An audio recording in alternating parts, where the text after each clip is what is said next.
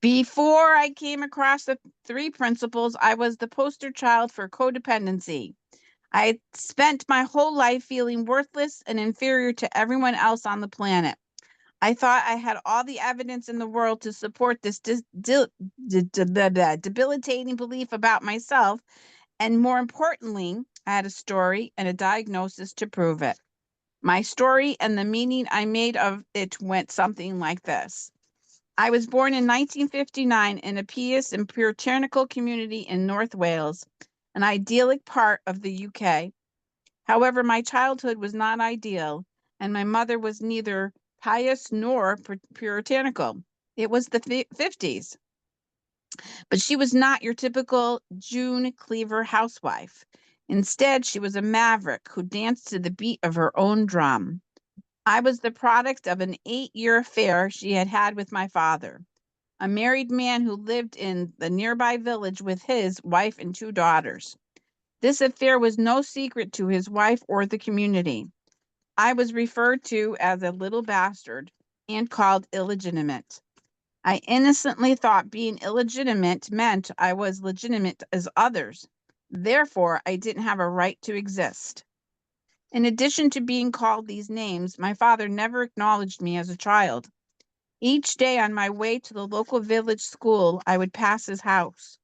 On the rare occasion I'd see him standing on his front doorstep, I'd stare in his direction, hoping our eyes would meet.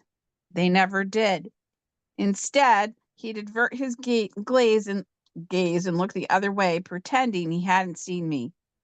My home life was challenging, a single mother trying to raise 7 children alone. My mother did whatever she could to raise money to care for us. So she rented a rambling old mansion and turned it into an aftercare home for the mentally disabled. While she lived in separate quarters, my siblings and I lived among the patients. There were no locks on our doors, no privacy, no safety. Imagine one flew over the cuckoo's nest, and you got the picture. Between my father's abandonment and my mother's neglect, I grew up believing I wasn't worthy of being loved. Consequently, by the time I reached my late teens, I'd lost my will to live and contemplated suicide. Thankfully, I did not act on that urge. However, due to my low self-esteem, my 20s were fueled by chaos and toxic relationships. By the time I hit 30, I knew I needed to do something to save my sanity. That's when I embarked on the long and arduous path of trying to fix myself. Part of my efforts to heal myself were spent in traditional psychotherapy. That's when I was diagnosed with codependency due to having been raised by a narcissistic mother and abandoned by my father. In addition to traditional therapy, I immersed myself in studying a multitude of spiritual practice. From Buddhism to Hinduism to Kabbalah to Kundalini, I sweltered in sweat lodges and drank anuhusaka in the desert. I also participated in a dozen of workshops, from healing the shame that binds to reclaiming your shadow. I even completed a master's program in spiritual psychology. Everything I did helped me to some degree or another. However, I was coming across the three principles back in 2009 that finally brought me the freedom I spent years searching for. So, what is it about the principles that changed me, you might ask? I had 2 significant insights that dramatically changed how I saw myself and showed up in life. My first insight was when I understood at a profound level that we are both spiritual and human. First insight, human, rolled into one, and that we all come from the same spiritual energy that creates all living things. That's when I realized that I was equal to everyone else on the planet. As someone who grew up believing that I was less than others, this was life-changing for me. Each of us comes into the world of form with the same amount of innate wisdom, well-being, and resilience. Physically, we might look and behave a little differently, but we are all one and the same at our essence. As someone grew up believing that I was less than others, this was life-changing for me. My second insight was that I didn't have to believe the thoughts in my head. I had innocently believed thoughts, such as I'm not good enough, pretty enough, or clever enough, were telling me who I was. The principles helped me see that the habitual insecure thoughts running through my head were not personal to me. They had nothing to do with who I was. They were simply energy running through me. Furthermore, I didn't have to change them. If left alone, they would simply move on their own accord. So instead of trying to manipulate and change my beliefs about myself, I stopped taking them so seriously. The more I ignored them, the more they began to fade. I'm so grateful I came across the principles. I no longer suffer from codependency, nor am I attracted to narcissists. I'm happy to say for the last 13 years, I have been in a wonderful relationship with a man who loves, cherishes, and respects me. I can honestly say I've never been happier. Since coming across the principles, my relationships aren't the only area where my life has changed for the better. Now that I love and honor myself, I've stopped hiding our out and playing small. I'm no longer that sad, illegitimate little girl who didn't think she had a right to exist. Now I am taking my rightful place on the planet. I know my voice matters, and by my sharing my story, I'm giving hope to others that they, too, can overcome their childhood trauma and learn to love themselves again through the understanding of the three principles.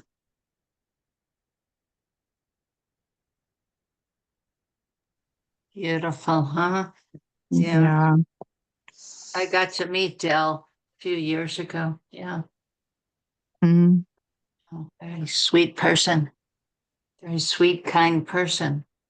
Mm. It's just, what people think. Mhm. We're not who we think we are.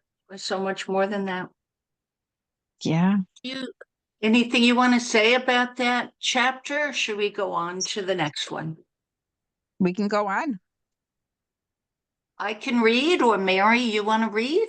I don't have my book with me. I can't find. Oh, that's what you were saying earlier, right? Yeah. Oh.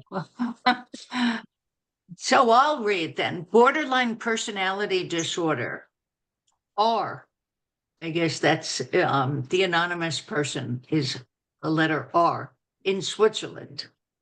R's mother speaking. R went through a very difficult phase when she was about 12 years old after a heavy fall, 7 meters. Does anybody know how many feet 7 meters is? No. It must be a lot because it resulted in spinal injuries and a broken wrist. She became very withdrawn. It was as if she had been exchanged. She was no longer perceived as who she really was, neither by her teachers nor by her peers. For some reason, she could not reconnect to who she had been before her accident and became caught up in victimized thinking more and more. My child became more and more sad, fearful, and helpless, and all I could do was watch. All her liveliness seemed to have disappeared, her dreams and creativity all gone. She became quieter and quieter, as if excluded from the stream of life. The happy, outgoing child she had been was gone. She appeared to me like a hedgehog with its quills growing inward rather than outward. Well, that's creative. Mhm. Wow. Things turned from bad to worse, and my daughter was hospitalized in the psychiatric ward for a few months. She believed she had no right to be happy. She started experiencing immense self-hatred, began self-harming, and experienced a moderate depression, according to the psychologist. So moderate is somewhere between mild and severe. She hated self-hatred, began self-harming, and experienced a moderate depression, according to the psychologist. She spent many a night in the children's hospital with deep cuts to her arms and legs. I kept seeing my beautiful, life-loving child disappearing before me whilst experiencing a shadow of who she was during that time. Meeting Finella has placed our family on an entirely different page. It was like you helped us step through a portal onto a new planet. It was as if all of a sudden we understand the rules of the game, or slowly but surely found her way back to who she really is. She is still fragile, but she knows about her inner light. She learned that she has a golden core, and above all, she knows it is okay to experience life in all its shades. Oh, I like that. Yeah. We have an inner light, a golden core, and we experience life in all of its shades. She still needs time, school-wise, to catch up since she's missing a few years of school, but she is looking into a very bright future with a lot of hope. She has been and still is gaining back her old powers as we speak. She is now 17. Now, this is our speaking. Ever since being part of Motivia, all capital letters, I haven't heard of Motivia. I guess it's in Switzerland. I feel like a growing human being on so many levels. I find that I am being seen on so many levels of my being.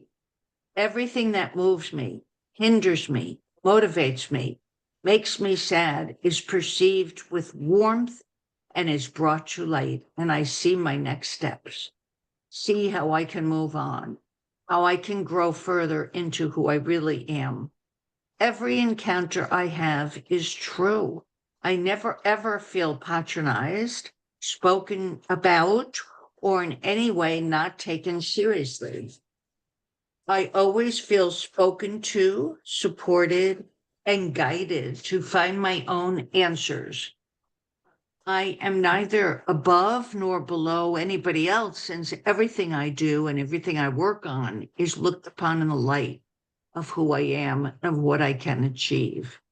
This is how I feel relaxed enough to grow and to thrive. I feel like a plant that has been planted in the soil I needed. Finally, I get to grow. It may rain or storm, or the sun may be shining. It may even hail, but I am growing and I am gaining strength and stability with every day. Sometimes butterflies join me in that healthy field. I love that metaphor of growing even in the hail, right? Yeah. I have learned about the 3P intuitively through my teacher, Fenella. She has been my teacher for the past 2 years and is accompanying me warm-heartedly, free from judgment, and yet very clear in the goals she sets with and for me. I have learned how my grounding in these truths influences the way I think about myself and about life, and how I can be the observer of my thoughts. Yeah, the observer of our thoughts rather than in our thoughts. I have gained so much confidence, can see my strength and weaknesses far clearer than before, and can set goals that I can reach. I don't need to go down the road of self-doubt. Instead, I get to believe in myself. I am no longer powerless. I am empowered. This gives me strength and confidence for my future. Beautiful story from a teenager's point of view, and mother and teen. Mhm. So, anything you want to say about that? Or should we just have Elaine go on with the next chapter? We're up to page 117 now.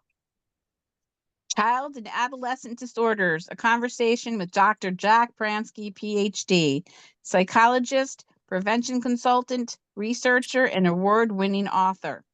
Hannah Studley, Jack, you knew Sydney Banks and have an amazing career in prevention, writing books and having several research papers published in medical journals. One of your books, Parenting from the Heart, is based on your work with children and parents. And so I want to ask you about childhood trauma. We hear a lot of talk about childhood trauma these days. We often hear things like obesity, addiction, and behavioral problems are because of trauma in childhood. In the present paradigm, traditional therapy, There seems to be an idea that if you've gone through a certain amount of trauma or abuse as a child, there will be automatically be a certain amount of damage, maybe even lifelong. What do you see to be true, Jack? Okay, so what I see to be true is that there's something that stands in between the trauma and us, and that is thought. There are all kinds of horrible things that can happen to kids, but none of that has anything to do with what makes us experience life the way that we do or feel it the way that we do. In the end, it's the understanding of how life really works. That's what stands in between us and what we make of it with our own thinking, the meaning that we make of it for our life. And when we can separate out what actually happened to us, as horrible as it was, and the meaning that we've made of it for our life, when we can actually separate those two things out and say, this is what's true, and this is the meaning that I made of it for my life, we kind of have a leg up on the situation where we don't get totally drawn down the tubes because, it was an event. It was a horrible event, but it's an event. And most of the time, it's over now. And because it's over, we're only taking it into our mind in the present. So it's the meaning that we've made for ourselves about it in the present. This is what makes the difference. CS, can you give us an example? JP, sure. Somebody I knew very well really believes that she was tortured by her brother, and she believes that her parents didn't really do anything to protect her. Well, I was very familiar with this family and knew them well growing up. I didn't see what the case at all. I mean, I thought she had a really good childhood. There was the sibling rivalry stuff that happens. That's a lot of kids that that a lot of kids go through. I'm not saying abuse can't go on behind the closed doors, but she's not saying that in this case. So I don't think what she was going through was more extreme than a lot of other kids. But for some reason, the meaning that she has made of it for her life, with their thinking, has made it into a horrible thing. And so she has had to suffer for it for the rest of her life. Well, that's not based on truth. That comes from her thinking that she has to suffer with it for the rest of her life. And even if it was really bad, she still doesn't have to suffer. That's just what she has come up with about it. And that colors what she experienced of it. CS, I have to admit that I did a similar thing. I was about 7 years old and probably being really annoying. My mother slapped me with a spatula, the kind of floppy thing you use for baking. For years, I told everyone that my mother hit me with a knife. It got me attention. I think because I was caught up in my thinking, it felt so bad. It might as well have been a knife. And so I didn't see it as lying or exaggerating. In my innocence, I saw it as truth. I needed you to know how awful it was of her to dismiss me like that. I'm so glad I got well when I did, or it might have turned into a meat cleaver. My poor mother. Jack Pransky. This is what we mean by psychological innocence, both you and your mother. CS. So when kids start acting out or showing difficult behaviors or aren't sleeping or eating, they often get taken to the family doctor or therapist and they're given a diagnosis.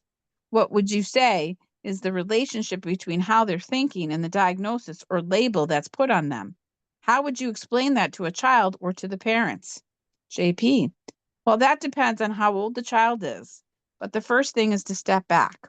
I have to take a big step back to answer this because there's a lot going on before that point. And if we can deal with what is going on before that point in a preventative kind of way, for everybody, we're going to have a lot fewer kids who end up with that kind of diagnosis. So what do kids really need from their parents and from people around them? First and forever more, they need love. They really need to feel like they're loved. And if they don't, they're going to be fighting against themselves to get that love. They're going to be doing all kinds of weird, possibly destructive things to get that love, like you and the knife, because love is something that a child really, really needs. So that's the first thing we want to assess, whether or not the child is getting that love now.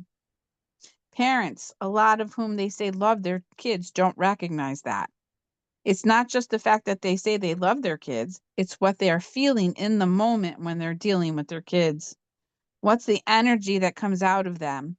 And if they're very annoyed with what their kid is doing, for example, or they feel like their kid is in their way, what's going to come out toward the kid is not love. It's going to be frustration or anger or worry or bother. So that's the environment that the kid is going to be living in, not an environment of love. But a lot of parents don't understand this.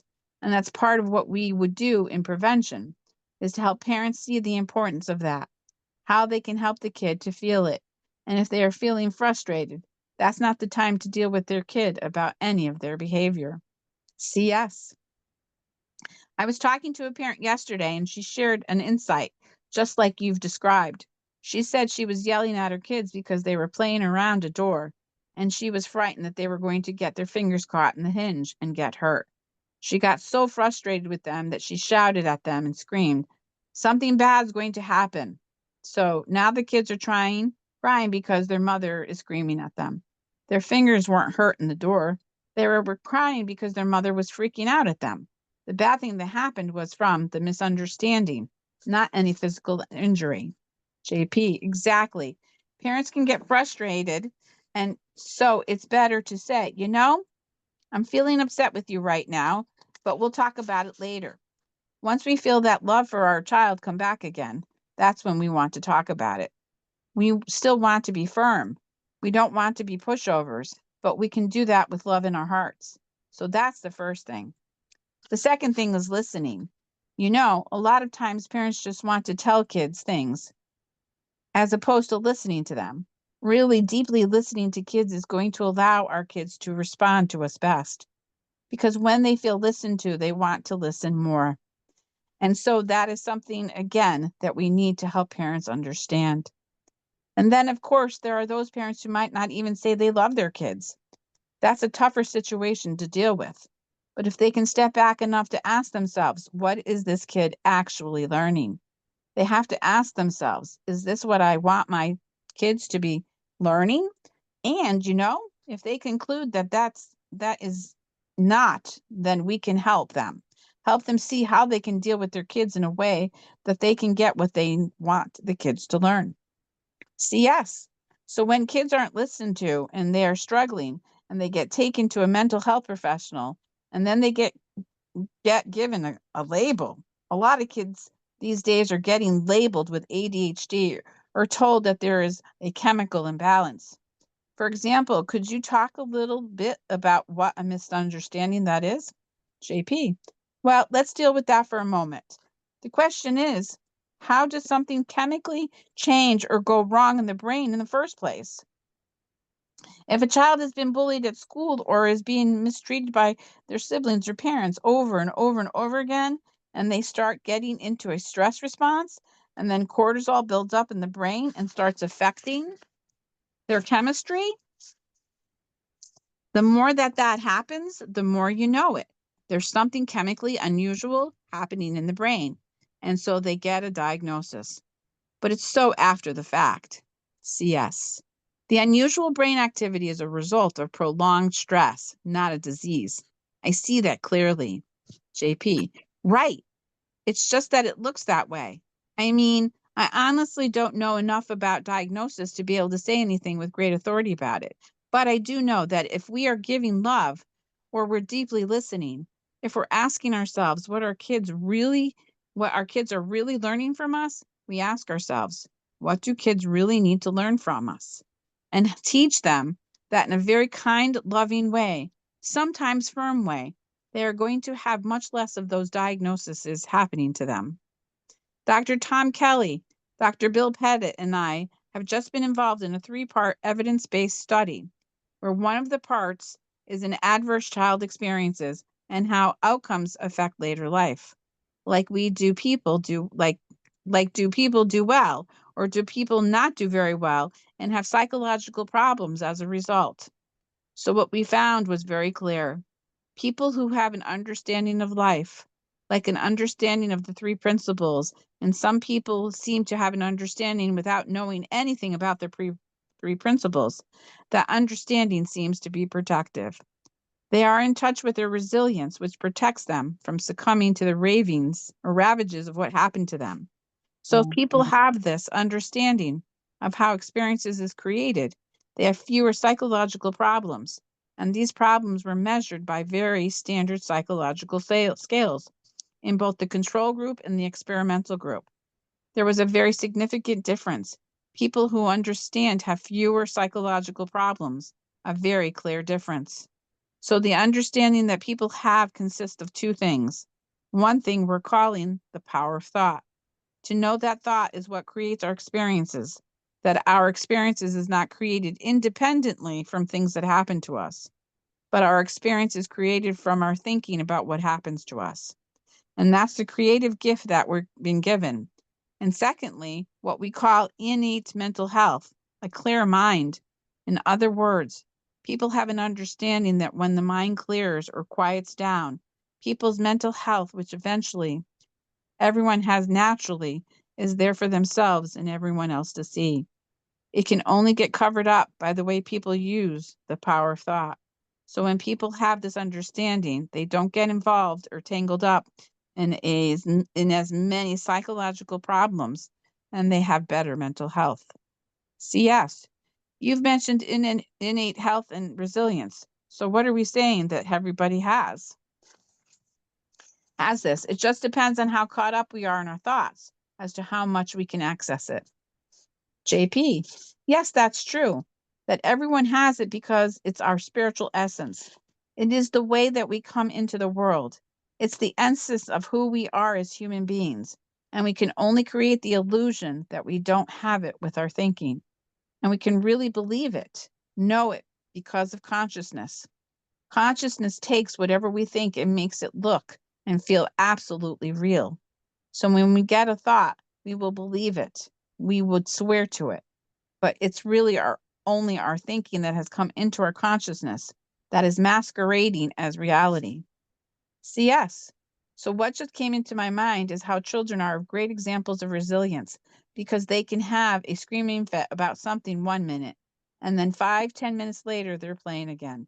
They're great examples of resilience. JP, well, first of all, the reason they're so resilient like that is because they forget their thinking very quickly. Like, they can go into a tantrum thinking and then forget about it and they're out of it. It's over. Whereas we, as adults, tend to hang on to things and ruminate about them a lot more. Unless we understand what's going on, we can even then we can fall into it when either we've got a blind spot or we forget from time to time because we're all human and we'll drop into that. But because of what we know in the back of our minds with this understanding, we will eventually catch on to the fact that we're just going astray and then get back on the right track. So young kids get back on the right track really quickly just by forgetting their thinking. And older kids will get back on track eventually when it occurs to them. Both are representatives of resilience because we can't knock out the spiritual essence that we are. No matter what we do or what has happened to us in our childhoods, we cannot stomp it out. It's there, whether we like it or not. And who wouldn't? It's just there. A kid can be traumatized, but it's still there. And when their thinking lets go enough, resilience gets uncovered. It rises to the surface. It just gets obscured by that other thinking. I like this metaphor. If you've got beautiful sculpture and there's a veil over it, the beautiful sculpture is still there, except we can't see it. Pull the veil off, and it's there for everybody to see. That's what stressful thinking does to our innate mental health. It's still there. We just have this veil of thinking over it so we can touch it sometimes. CS. I know you are familiar with the book by Marilyn Bowman, Individual Differences and Post-Traumatic Response. There's an amazing story in there. I think it was in California where a school bus was kidnapped. The kidnappers drove it out into the desert, buried it in one of the big shipping containers, and covered it over to suffocate the children. Just terrifying. One of the older kids on the bus managed to get the skylight open, got out, and got all the kids out. It's amazing. Afterward, they were all offered psychological support, but the kid who got them help, he was fine. His resilience was right there. He was able to use his natural agency to get free and help the other kids, whereas many of them froze and consequently needed a lot of psychological support afterwards. It's not a judgment, but an illustration of the power of presence and resilience. JP, so he had different thinking, and naturally that allowed his innate mental health and wisdom to call the shots. But it's there for everybody, every one of those kids. They just happen to have more thinking that contributes to traumatizing them. That's what ends up making the difference. CS. So if you're talking to a kid who's struggling, maybe they're not sleeping, they're irritable, fighting with their siblings, and you want to talk to them about the mind, how the mind works, what kind of language would you use? How would you talk to a child about this? JP, well, first of all, I would just listen to them. I would go in there with love. I would see their innate mental health as opposed to their presenting problem. I would know that their presenting behavior is just what their crazy thinking is doing to them. It's not them. They are really the essence of who they are, and that's something that we could naturally love. I would attempt to have fun with them at first so that their thinking starts loosening its grip. I would continue to deeply listen to them. I wouldn't necessarily talk to them about mind, consciousness, and thought. I would make it very, very practical, but only where I heard something that clicked with me about what they needed to hear. The more that people who are working with kids learn about the three principles, and it really works in our own lives first, that's when we will know how to deal with kids. There are some curricula that are being used with kids and having a good effect on their lives. Some other people and I co-wrote a couple of kids' books. I like to read to them so they can absorb something, and then I would ask them questions. As kids get a little older, there are other books that were written for teenagers. I'm not coming up with them off the top of my head right now, but you know that. So there's a whole series of things can help kids, like understand what is going on within them and how it really works. And between those two things, what you asked me about working with kids and what in general we want to help kids understand between the two kinds of those kids are going to be in general. We want to help kids understand, we're going to be in better shape and less likely to display behaviors that are going to, unfortunately, give them the diagnosis that they are stuck with. And when we give drugs about let's say ADHD or whatever else kids are getting drugs for, it's like all the rest of that other stuff gets forgotten. It's like the drugs become an excuse to not have to really deal with it. What's really going on with the kid? We're just trying to calm the kid down for our own benefit, but it's only a band-aid and it's not good enough. CS, how was it with your own kids?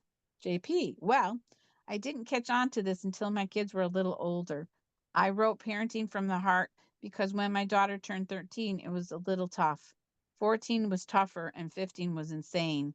16 was better. 17 was a little better. 18 was better still. When she was 15, I witnessed her having a huge fight with her mother. She had had a whole bunch of kids over to the house, and they essentially trashed it. Her mother got home from a hard day of work and says, "How could you do this?" At which point my daughter flipped out and they had this butting of heads back and forth. I was kind of watching all this and just something occurred to me because I was caught up in it.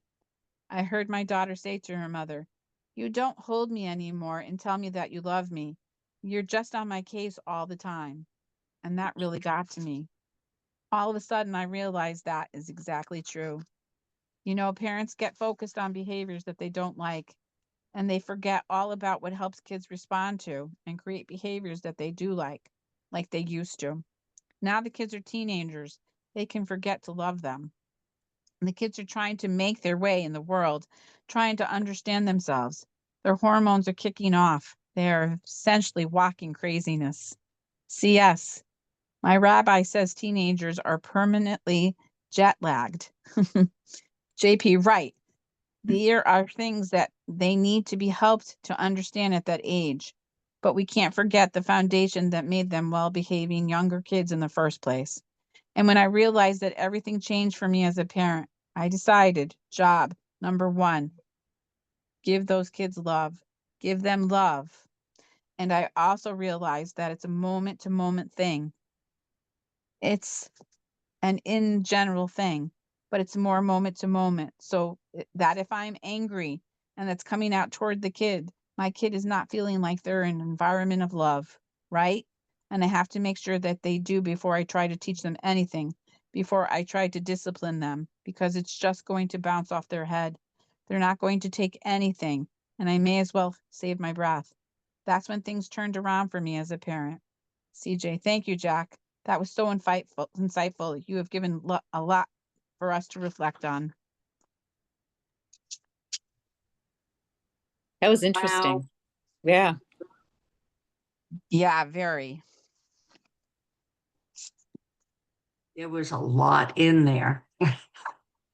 Yes, and I was thinking about all the kids that I've worked with when I was at NatChog and all of the behavioral discontrol and all the diagnosis that they were giving and all the medications that they were given. And if only we had this book. I know. I thought about my oldest son who was adopted, but had contact with his biological parents who didn't really give a shit about him. And in his life, and again, if we, had this information back then, things would have been a lot different. But it was eye-opening and amazing. I just thought I was very attentive chapter. Yeah, very intense chapter. Yeah, so, and we have to remember that up till this realization that began with Sid's awakening in 1973, everybody in the field, I shouldn't say everybody, I don't know that, but I would assume that the majority of people in the field, like us, well-meaning people, right? I mean, I know Yes. that certainly Elaine can relate to the fact that I did, even while I was doing things, it just seemed wrong. Like when I Yeah. was at Children's Hospital, Stanford University Children's Hospital. And I love the head of, he was a doll. I still remember Hans Steiner and his wife. They were just such sweet people. And I was, one of the therapists, a milieu counselor, way back then they called it. And we had to do, I can't remember what they're called, but holds, like 3 or 4 Yes, of us would restraints. hold a child down. Yes. Rather than talking to them privately in a room. I mean, right? There were plenty of rooms on that unit. There could have been one kind, loving therapist in the room with that child saying, do you need a hug? Do you need so here's something interesting. I had a talk with my how old is Emma? She's 20 now, 20-year-old niece. I'm sorry And to interrupt, but I have to run. I have a session. oh, it's already 2:01. I'll finish my story another time. I think I already told you the story actually Yes. about the yeah. Well, have a great session. So glad Thank that we you. got together for this. I'm going to stop the recording now. Okay. Bye, everybody.